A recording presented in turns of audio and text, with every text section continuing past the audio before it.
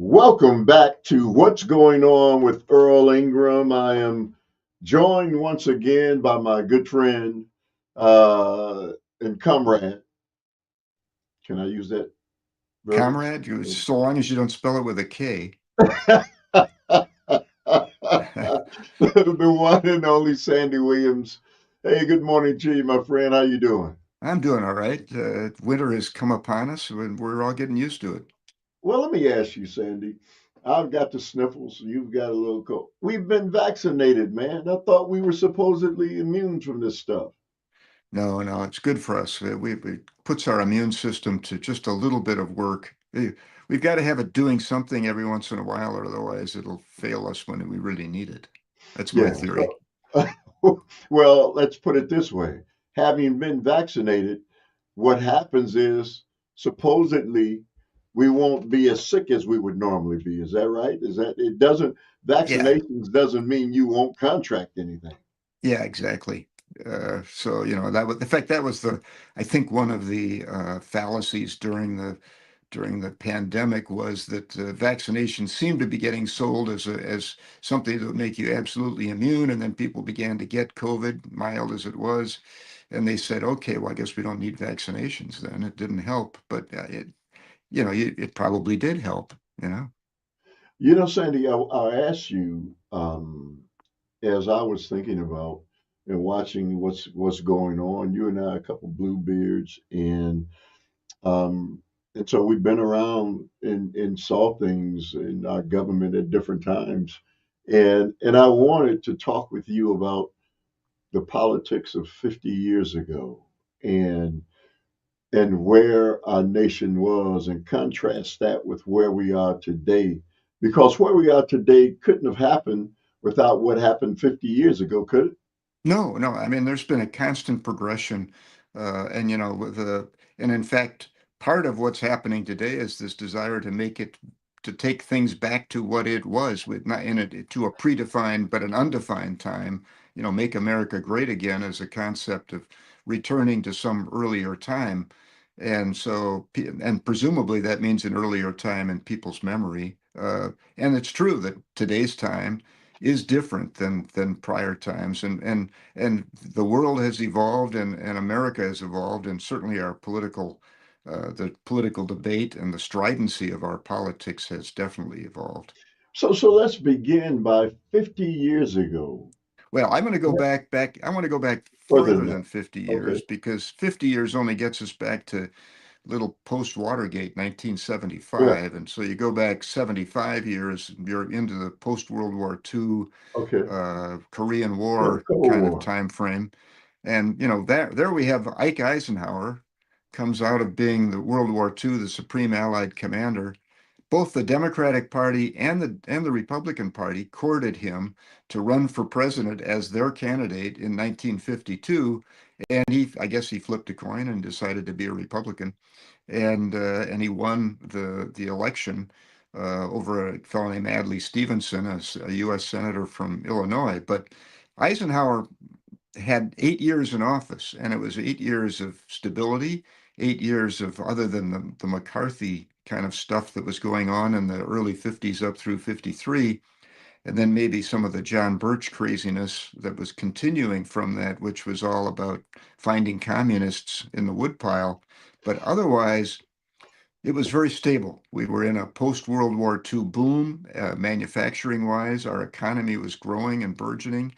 Babies were being born like mad. All of the baby boomers were being born, and we had this big population growth period, and things were just very stable. And we went from that. We had a Cold War going, and we understood very well at that point who the good guys were and who the bad guys were. The bad guys were the communists, and it was Communist, right. mainly the Soviet Union. And the only thing that kind of changed the stability of the 50s was Sputnik and the ability of Russia and Soviet Union to launch a satellite before we did, and began to put the fear of God into us that we were maybe losing the Cold War, which kind of ran into then a young guy from Massachusetts, John F. Kennedy, who gets elected as a Democrat. over Nixon, the vice president for Eisenhower, in a very close election. And the transition was very smooth. And the period of the '60s until Kennedy's assassination was again a continuation of this sort of unity kind of atmosphere. Barry Goldwater was beginning to move in the direction of announcing the need to have a real conservative part of the Republican Party. During the '50s, the Republican Party was basically anchored by New England and New York, kind of what we would call Rockefeller Republicans. And the Democrats were the strange bedfellows of Dixiecrats, the Jim Crow Democrats of the South, and the Union Democrats of the North. And So, Sandy, before you go any further, yeah, explain what Rockefeller Republicans were. well, Nelson Rockefeller was the governor of New York, and the Republican Party had its sort of heart at that point in this kind of establishment financial community Republican Party, which was not terribly conservative. It was basically, it believed in government. It just wanted government to favor business. And, in fact, kind of represented by this guy, Charles Wilson, who was the defense secretary under Eisenhower. He had been chairman of the board of General Motors, and he was famous for saying, what's good for General Motors is good for the United States. And that's sort of how the Rockefeller Republicans felt. They felt that what's good for big business is good for the United States. What's good for the United States is good for big business, and that was kind of the heartthrob of the Republican Party until Barry Goldwater came along and said, "No, we actually are ideologically very conservative. We're interested in states' rights." And it began to be almost a Jeffersonian kind of a debate that was ongoing at that time. And, during the '60s, we'd entertain ourselves by watching TV and seeing Bill Buckley in a very genteel debate. He was the conservative kind of philosophical spokesman, and he'd debate the likes of Gore Vidal and others who were liberals, and we would On all be firing line. entertained by the very On firing genteel line. debates. Yeah, on firing line. I used to watch it all the time. Yeah. And so that was the nature of it was all kind of intellectual. The differences between the parties, they were subject to discussion in a very civilized way. And things only became uncivilized a bit when we had Vietnam and we had the massive demonstrations regarding Vietnam. And however, the country stood behind the Vietnam conflict. It elected Nixon in '68, reelected him in a landslide in '72 when the main debate issue was, should we be in Vietnam? But meanwhile, Vietnam was putting a sharp knife into us, and we had also gone through the civil rights problems in the demonstrations, Milwaukee So, and all these other cities that went up in flames. so Sandy, so I want to get back to Vietnam because here we are, the wars that we had been engaged in, Korea and all those other places, after World War II, for the most part, Americans agreed with, and there wasn't pushback. Vietnam, though, was an altogether different thing, right? I mean, for the first time, was it that television brought that into our the advancement of television brought that into our homes, and now all of a sudden Americans became divided because Vietnam was probably no different than some of the other things we had done in the past. Well, South Korea, involved, an actual Right, invasion South Korea. of the communist the North Vietnamese communist invasion of the South, and so we jumped into that without even much thought.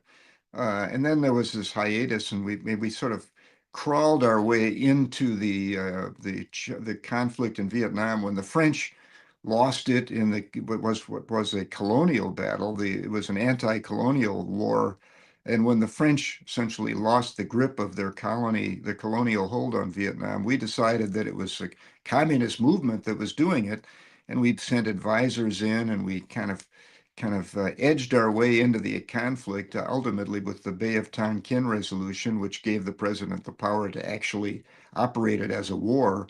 And so I think the problem with Vietnam was that, number one, it wasn't very clear why we were there, and we had sort of backed into it like you back into a cactus. And number two, it went on for a whole bunch of years. It's not like, Korea went on for 2.5 years, and Vietnam was going on for 3 years, at least with advisors, by the time you got to 1968 and the Tet Offensive, where we lost a whole bunch of people. And it was clear that it was not a war that was going to be necessarily won, and it was going to be a war where we might be stuck for a long time with a bunch of people being killed.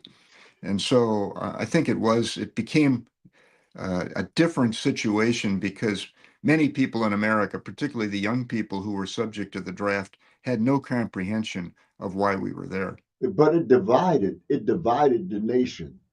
And I don't know if those wars prior to it, Sandy, I don't quite remember. Maybe I was a little bit too young, but this one certainly divided the nation. Uh, and if you were on the side of, speaking out against it and protesting against the war, you were considered communist and all those kind of things. But prior to that, I don't think we had that in this nation. Well, we didn't really have, I mean, we had Korea, then we had these South American adventures of some small scale. We didn't have anything of any great scale until Vietnam again came, and it crept up on us. We had advisors there beginning in '63, and we didn't really have massive numbers of troops there until about '67. And but however, all Americans at that point were subject to the draft, and the war really was an issue for the young. The older Right. people were kind of used to them, used to wars. They had been through World War II. They called when the country called, they all responded. And Yes. so the conflict really broke down to an age gap. The people on the streets were all people who were probably 30 and younger, and the Yeah. people who College were students and angry others. with them was everyone else. So I guess Sandy, the only reason I brought that up is we're talking about, what transpired historically. And I was getting to how we got so divided, Democrats and Republicans, and Yeah. and I thought that maybe that was part of one of the sparks or starting points. I think it was. I think that began the breakdown of this kind of complete serene civility that used to reign in our political process, where we just had intellectual debates. The differences between the parties were relatively small. In fact, a common complaint in the '60s was that there wasn't much difference between the policies of the Republicans and the policies of the Democrats. And those people who were in the sort of incipient progressive movement, people like Bernie Sanders, who was at that point a young politician, were very frustrated with. And in fact, that's probably the source of him deciding to become an independent early in his career, was because the perception that there was so little difference between the two parties. And that perception really continued, I think, even through the '70s, even though we had the Watergate, and we had Nixon washed out. I think the stagflation that occurred on Jimmy Carter's watch, with the kind of the failure of our economic system for such a period of time, where we had high inflation and high unemployment and basically a stagnant economy, began to get a lot of people disillusioned, particularly the young people who were out looking for jobs at the time. And we got Ronald Reagan, and Ronald Reagan was a representative then of the part of the Republican Party that Barry Goldwater had started, which was a states' right, hardcore, conservative, ideological party. Um, and however, I don't think that was the real heart of the problem that developed for us. I think the heart of the problem can be probably laid at the feet of the Roe v. Wade decision, which created such a strong political argument over the right to abortion. And it was an argument that started out being discussed rather civilly, but then Rex Reed formed a coalition. He was the architect of forming a conservative religious coalition of the evangelical religions primarily. And that occurred during the '80s. And during that time period, Uh, Whereas these evangelical religions had not been paying a lot of attention to the issue of abortion, even after Roe v. Wade. I think Reed realized that this was a real potential tool for unification of a movement. And they created a movement, a strong movement behind the anti-abortion uh, people. And the fact was that during the 80s, the political debate went from being ideological and political to something that sounded much more liturgical and religious. And the difference became a debate between this idea and that idea to a debate between good and evil. And ever since abortion became such a litmus test, the people who were on the side of favoring the continuation of a woman's choice were viewed as evil. Sandy, this historical perspective that you are laying out for us uh, this morning is so important to me because it's where I kind of came into my adulthood during these periods of time and watching these things because there were basically a few television channels and you know Meet the Press and other kinds of outlets. Um, they had these Walter Cronkite and others, the nightly news and those kinds of things. They certainly, the focus was on things that, as a young man, you had no choice but to pay attention to because that war was going on. And it's where I really kind of got my feet wet. So one of the reasons why I thought this is just a good opportunity to have this discussion is because as we're going to move uh, on to where we are today, you can kind of see that there was a delineation that took place. It didn't just happen out of nowhere. No, this thing has evolved, and sociologists look at it as well differently. They look at some things that aren't political, that are just shared experiences. We had all these shared experiences in the '60s, the assassinations, the civil rights Right. disturbances, etc. But we also had very shared experiences. We all watched I Love Lucy.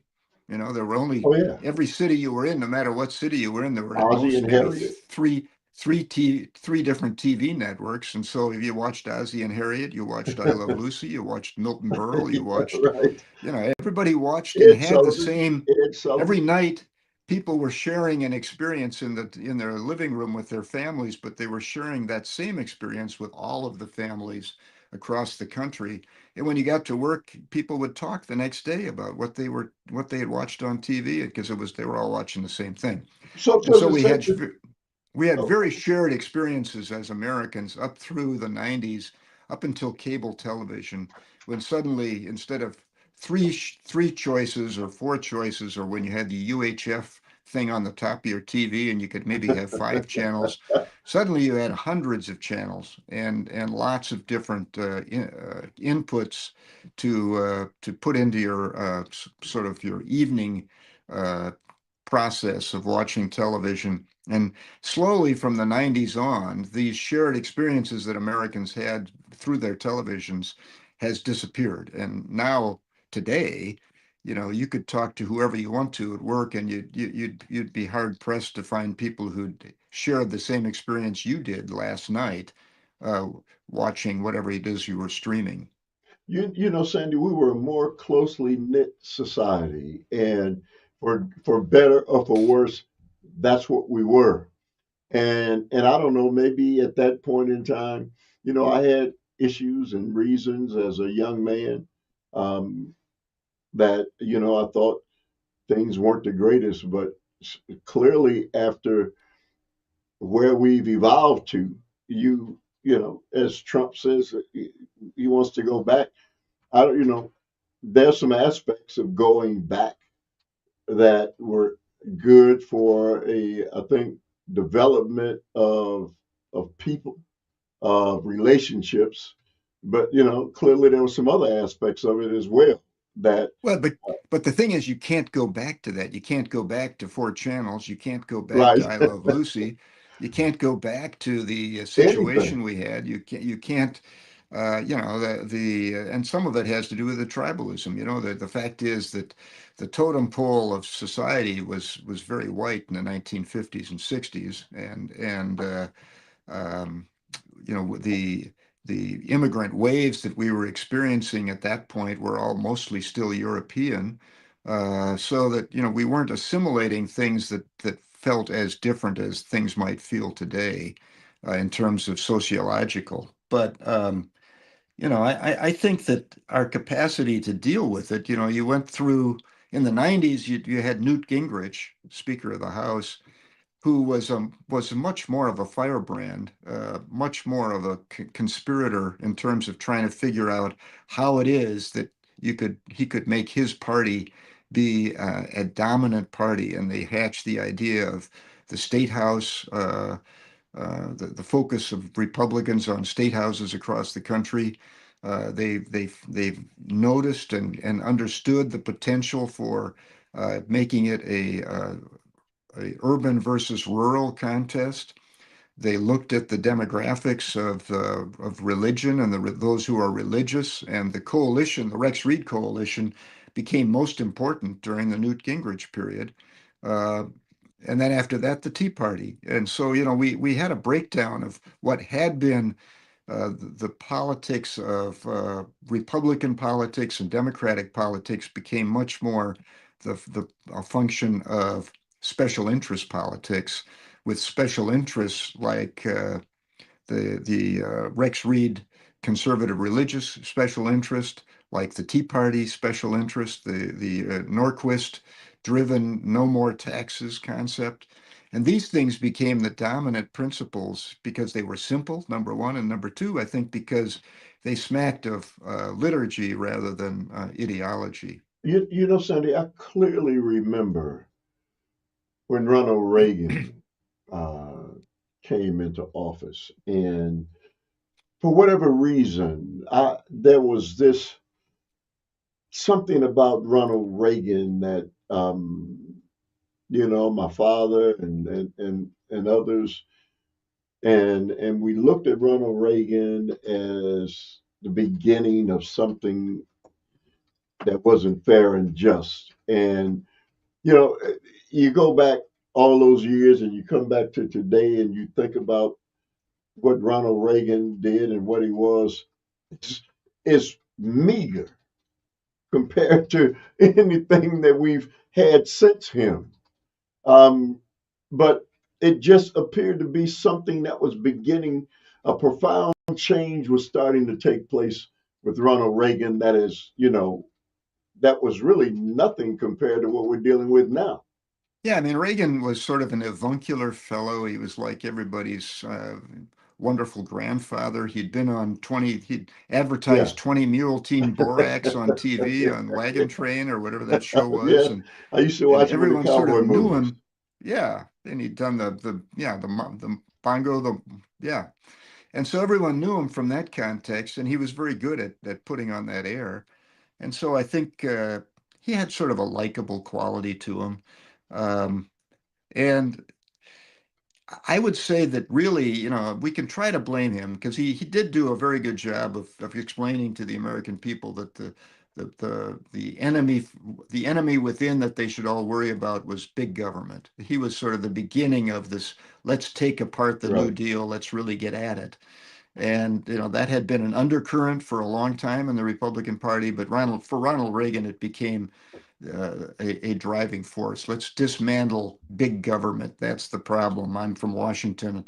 I'm here to help you. That was his theory. That was when you hear those words, you know who your enemy is, and that's been the biggest part of the conservative movement ever since, other than the uh, abortion Roe v. Wade conflict, has been the dismantlement of big government and this notion that the administrative state is the enemy that we have to bend over backwards to try and destroy, to the point where we're even willing, I guess, to have this unitary executive an authoritarian president who would take over our government and take it away from um, this silent army of bureaucrats. So, Sandy, did that coincide with the rise of suburbanization?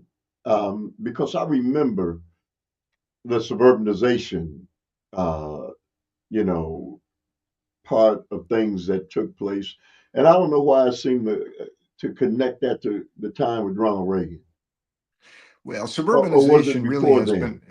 has been a real thrust, particularly ever since Eisenhower started with the freeway movement and freeways that made it very possible to live further from the city center and still get to work in the 20 minutes that everyone hopes they can get to work in when they get in their car or get on the bus. And so suburban sprawl was largely contributed to by freeways and the ability to travel on the freeway and get further out of town and still be within 25 minutes of work.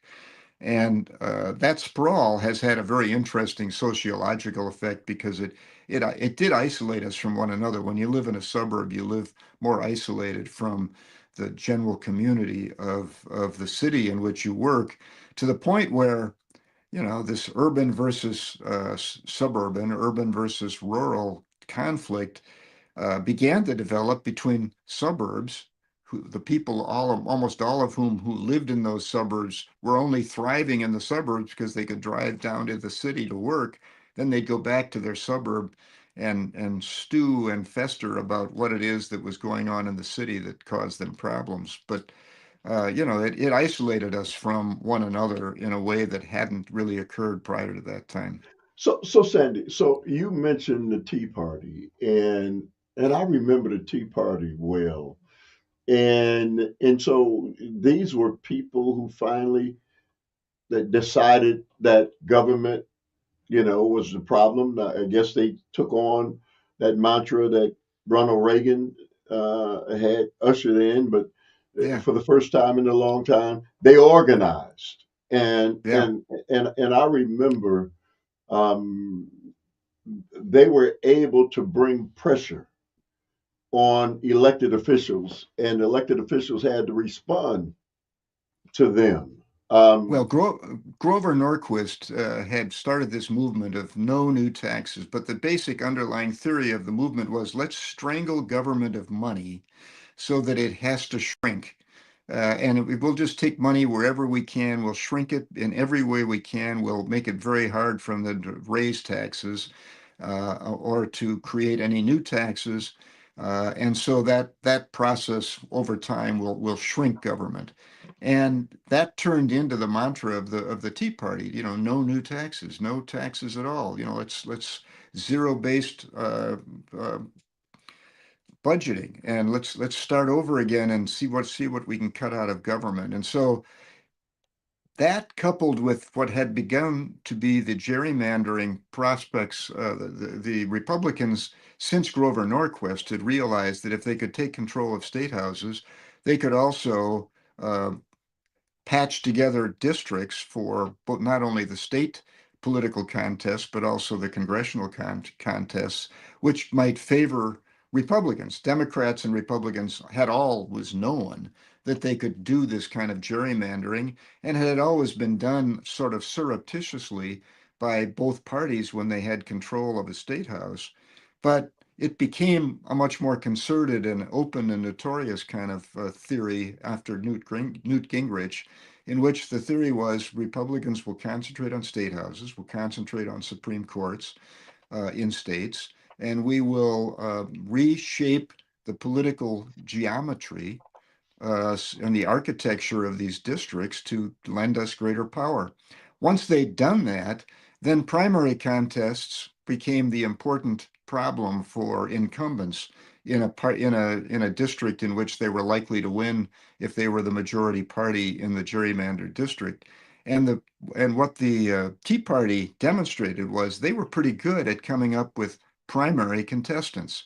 So they threatened incumbents by basically the same threat that Donald Trump is now using, which is if you don't go my way, then we'll help you find the highway because we're going to primary you we're going to find someone that will back in a primary, and our backing will make it very hard for you to win the primary contest. So Sandy, so we move fast forward to the enemy is your neighbor. If your neighbor is not in the same political belief that you are in, the same party you are in, you are now enemies. So when did we get to that point? Well, I think, like I said, I think it happened when politics became good versus evil rather than this idea versus that idea. And I think the good versus evil had its primary basis in the abortion fight because the abortion fight was viewed So back in the 60s, as a liturgical fight. And then Grover Norquist elevated, I think, the notion of taxes, and somehow taxes became essentially a religion as well. So uh, I think that people's marriage to their party became almost like a religion. And when people fight over religion, it's a brutal fight. yes, yes. And so Sandy, we've come that far, and so now we're here. And now we're at a point where our nation is as divided as it's ever been in my lifetime, and I don't know, maybe even yours. How do we possibly heal it? Is there a possibility of healing the wound? Well, there might be. I think that the most recent elections, even this election in Tennessee yesterday, which was much closer than Close. had been forecast, demonstrates that people are concerned about the direction that we're currently going. And it could be that, now the debate over abortion is sort of behind us. The Supreme Court has done what it's done. And, there's a continuing conflict about how states will handle it, but it's no longer the litmus that it used to be with respect to political discussions. And it's not something that's discussed very much at all when we get into political debate. So it could be that we'll back off from this notion that political debate is a religious contest, and we might get back to having it be this idea pitted against that idea.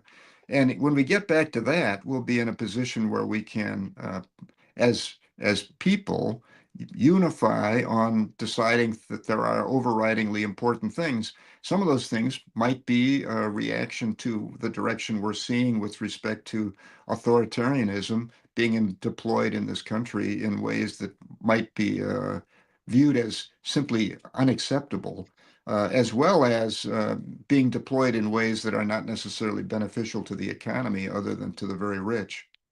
Sandy, this belief that government is the enemy of the people, and they've convinced some people that government is the enemy of the people, and so government play has a major role in our lives, and it doesn't matter whether people think it's not so, but everywhere we look, government is there. We just don't see it because it's been relegated. It's been looked at as everything's a handout. Well, But and I every think that's aspect of our lives, Sandy, is government is there. We just don't see it. I think that the argument about the administrative state and the notion that government is involved with giving money to the takers and taking it from the Yes. makers, uh, I think that was easy and fun to talk about when there wasn't a reality put to it. But I do think that this current administration and the Doge movement and all of the rapid cuts that were made and the effects on SNAP, the effects on healthcare costs, the effects on all of these things are demonstrations of the fact that government does actually play a role and that everything government does is not detrimental. In fact, taking government away in massive kinds of ways can have its own very detrimental effect. And I think it's that reality that's beginning to set in. I think, if you overplay your hand about destroying government, you create chaos and anarchy. And I think that so the sense that more and more Americans might be getting is that, hey, we might want to focus on making sure that government operates in the correct way and does the right things Yes. and does them Yes. efficiently, but government itself, per se, is not the enemy. Well, Sandy, the educational Department of Education is a prime example. Well, let's do away with it. We don't need it. It's easy to make those statements, Sandy, right? I mean, Yeah. it's easy to make the statement, but can you envision or imagine the nation without that? An organized reality when it comes to Well, I mean, educating the American people.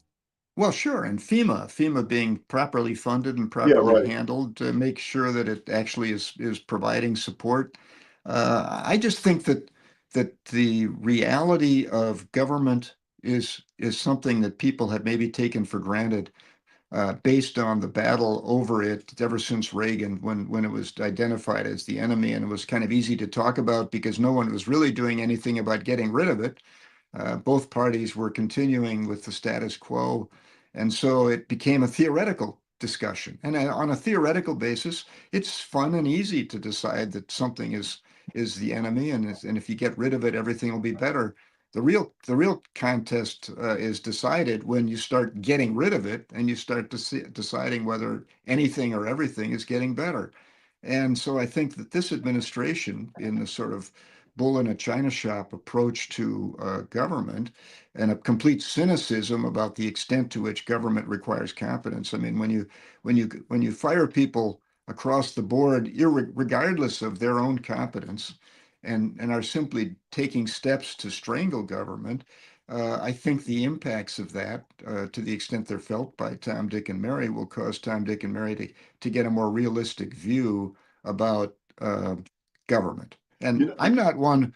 I'm a person who believes in the market. I was all for Alfred Kahn's notion of deregulating the airline industry. It turned out very well. Deregulating the gas industry, yep, that worked as well.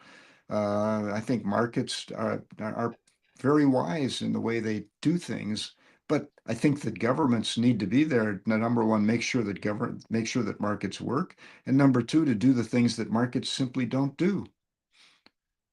Sandy, you can look at the military and what we are going through right now. Pete Heckstaff, who walked in and just fired long-term military minds that certainly had experience and understood the dynamic of the globe and those kinds of things. And he walked in with that belief that the military is something where a bunch of long-term, lifelong people have been just laying around and pilfering. And you kind of see, Sandy, right now the outcome of that, right? I mean, those people that they fired, who saw the world and who had experience. Um, you get rid of all those people, you get what you have now. Well, I don't know what we have now, but I do know that the a process of trying to exert the sort of autocratic control, no negative News. comments, Yeah. no criticisms from anyone to be countenanced or allowed. That's not the environment that the founders wanted. That's not the environment that teachers ever wanted in a classroom. That's not the environment that even families probably ever really want with respect to their children. You need to have people who think for themselves. You need to have people who reach decisions based on a discourse that involves pros and cons. And you need to have deep-seated values that are built into the decision-making process.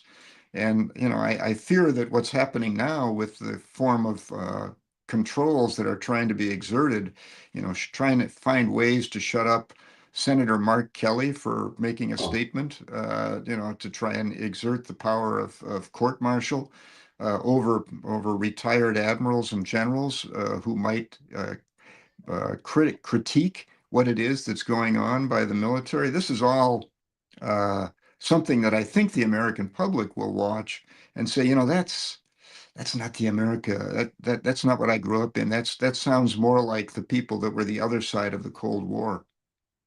So, Sandy, do you trust that this nation will wake up? We're starting to see little signs of it.